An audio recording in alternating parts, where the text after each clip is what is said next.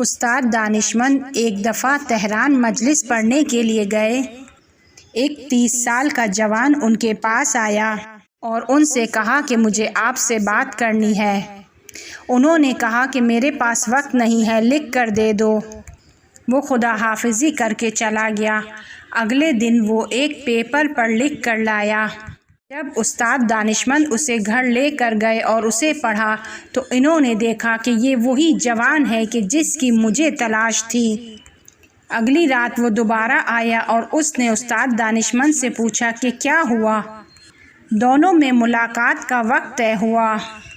اس جوان نے استاد سے سوال کیا کہ آپ مجھے کس طرح دیکھ رہے ہیں؟ استاد نے کہا کہ میں نہ تو جادوگر ہوں، نہ غیب کے حالات جانتا ہوں۔ پھر بھی اس جوان نے ضد کی کہ آپ بتائیں کہ آپ مجھے کس طرح کا سمجھ رہے ہیں۔ استاد دانشمند نے اس سے کہا کہ مجھے لگتا ہے کہ آپ حسینی جوان ہو۔ جیسے ہی اس جوان نے اس جملے کو سنا تو رونے لگا اور خود کو ملامت کرنے لگا اور کہنے لگا کہ آپ کو نہیں معلوم کہ میں نے کون کون سے گناہ کیے ہیں، اور ان گناہ میں جو سب سے اچھا گناہ ہے، جو سب سے ہلکا گناہ ہے، وہ یہ ہے کہ میں نے اپنی ماں کو چند بار مارا، میں نے اپنے والد کو مارا ہے۔ شراب، منشیات اور دوسرے کام اپنی جگہ پر۔ اب استاد دانشمند نے اس سے سوال کیا، اگر تم اس طرح کے ہو تو پھر یہاں پر مجلس میں کیسے ہو؟ اس جوان کا کہنا ہے کہ حضرت زہرا سلام اللہ علیہا نے میرے ہاتھ کو تھاما اور مجھے اس گناہ کے دلدل سے باہر نکالا۔ اس جوان کا کہنا ہے کہ میں کینسری تھا۔ پھر اس نے استاد سے سوال کیا کہ آپ جانتے ہیں کینسری کس کو بولتے ہیں؟ استاد نے کہا کہ نہیں، مجھے نہیں معلوم۔ تو اس جوان نے کہا کینسری اس شخص کو کہتے ہیں کہ جسے نہ زمانے کا پتہ چلتا ہے، جسے نہ وقت کا پتہ چلتا ہے۔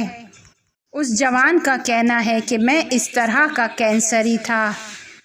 ہم چند کنوارے لڑکوں نے مل کر ایک گھر لیا ہوا تھا۔ جو جس قدر پیسے جمع کر سکتا تھا کرتا تھا اور سب مل کر اس گھر میں گناہوں کو انجام دیتے تھے۔ اس جوان کا کہنا ہے کہ شب عاشورہ تھی۔ میں نے جس قدر بھی اپنے دوستوں کو فون کیا، کسی نے میرا فون نہیں اٹھایا۔ ہم لوگ نہ نماز پڑھتے تھے اور نہ مجلس میں جاتے تھے۔ ہمارا نظریہ یہ تھا کہ 2 عرب قبائل کی جنگ تھی اور وہ ختم ہو گئی، ہمارا اس سے کوئی تعلق نہیں ہے۔ وہ جوان کہتا ہے کہ میں نے عاشورہ کی رات اپنی گاڑی نکالی کہ جا کر ایسے ہی چکر لگاؤں۔ ایک راستے سے گزر رہا تھا کہ میں نے دیکھا کہ ایک لڑکی کہ جس نے چادر پہنی ہوئی ہے اور وہ امام بارگاہ کی جانب جا رہی ہے۔ میں اس لڑکی کے نزدیک گیا اور اس کو زبردستی اپنی گاڑی میں سوار کیا اور اس کو اپنے اسی گناہوں کے گھر میں لے کر گیا۔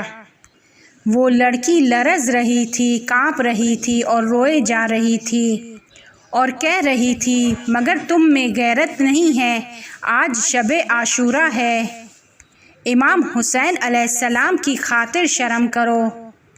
میں نے اس سے کہا کہ امام حسین کون ہے؟ اسے صرف مولاناؤں نے اپنی طرف سے بیان کیا ہے۔ یہ عربوں کی آپس کی لڑائی ہے، ہمارا اس سے کوئی تعلق نہیں ہے۔ اس لڑکی نے روتے روتے کہا کہ تم شرم کرو، میں حضرت زہرا علیہ السلام کی اولاد میں سے ہوں، میری ماں فاطمہ کی خاطر شرم کر لو، میں اس طرح کی لڑکی نہیں ہوں۔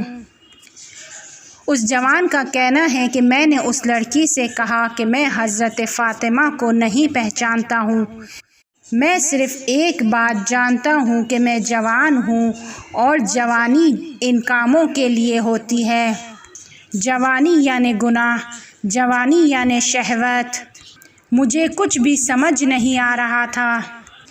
ایک مرتبہ اس لڑکی نے کہا اگر تم آوارہ ہو تو کیا تم میں آوارہ گردگی والی بھی غیرت نہیں ہے؟ میں نے اس لڑکی سے پوچھا کیوں ایسا کہہ رہی ہو؟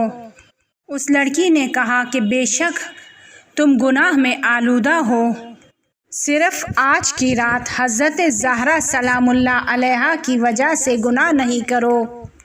अगर आज की रात हज़रत फ़ातिमा तुम्हारी मदद नहीं करती, तुम्हारा हाथ नहीं थामती, इसके बाद तुम जो चाहो गुनाह करो। उस जवान का कहना है कि जैसे ही उस लड़की ने ये बात कही, मेरी गैरत जाग उठी।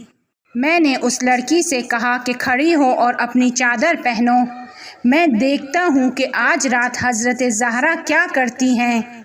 वो जवान कहता है कि मैंने उस लड़की को गाड़ी में बिठाया और उसे वहीं पर उतार दिया कि जहाँ से वो इमाम बारगाह जा रही थी। वो लड़की जब माशीन से उतर रही थी तो रो रही थी। उस लड़की ने कहा कि इंशाअल्लाह मेरी माँ फ़ातिमा तो ज़हरा तुम्हारा हाथ पकड़ ले, खुदा तुम्हें खैर दे कि तुमने मेरी इज़्ज़त को बचा लिया। जवान कहता है कि मैं उसकी इस बात पर हंसने लगा। मैं अपने घर आया लेकिन मेरी हालत ख़राब थी, क्योंकि जब हम वापस आ रहे थे तो वो लड़की रोती जा रही थी और ख़ुद से बातें करती जा रही थी, जबकि दर हकीकत वो मुझसे मुखातिब थी और कह रही थी कि तुम जो ये गुनाह करते हो, दर हकीकत तुम इमाम ज़माना अलैहिस्सलाम के मुंह पर तमाचा मारते हो। क्यों इमाम ज़माना अलैहिस्सलाम को इस कदर मार रहे हो? मगर तुम नहीं जानते हो कि हम शिया हैं। हमारे गुनाहों की वजह से इमाम ज़माना का दिल टूट जाता है, वो नाराज़ हो जाते हैं। जब मैं घर पर पहुंचा तो ना घर पे वालिद थे, ना वालदा थी, ना कोई भाई बहन था। सब इमाम बारगाह में मजलिस में गए हुए थे। इन सब के दरमियान सिर्फ मैं आवारा था, सिर्फ मैं आलूदा था। मैं बैठ गया और मैंने टीवी खोला तो उसमें करबला को लाइव दिखा रहे थे। टीवी की स्क्रीन को 2 हिस्सों में तकसीम किया गया था। सीधी जानिब बैनुल हरमैन को दिखा रहे थे, स्क्रीन के दूसरे हिस्से में ताज़िये को दिखा रहे थे, शबी साजी को दिखा रहे थे, करबला के मनाजिर की मनाजिर कशी कर रहे थे, जिसमें कुछ अरबों ने अरबी लिबास पहना हुआ था, लाल कपड़ों के साथ इंतहाई गुस्से में थे। उनके सामने कुछ अरबी लिबास में बच्चे थे कि जिन्होंने सब्ज़ रंग के लिबास पहने हुए थे।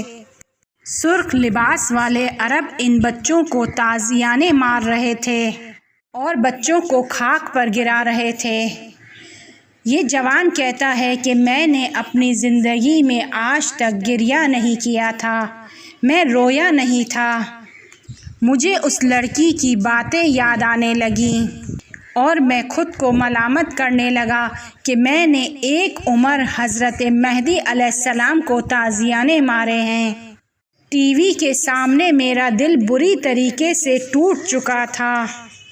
मैंने उसी टूटे हुई हालत में जनाब ज़हरा सलामुल्लाह अलैहा से इल्तिमास की कि आप मेरा हाथ थाम लीजिए। या हज़रत ज़हरा, एक उम्र से मैं गुनाह कर रहा हूँ, मेरे हाथों को थाम लीजिए। मैं आज रात गुनाह कर सकता था, लेकिन मैंने आप पर एतमाद किया।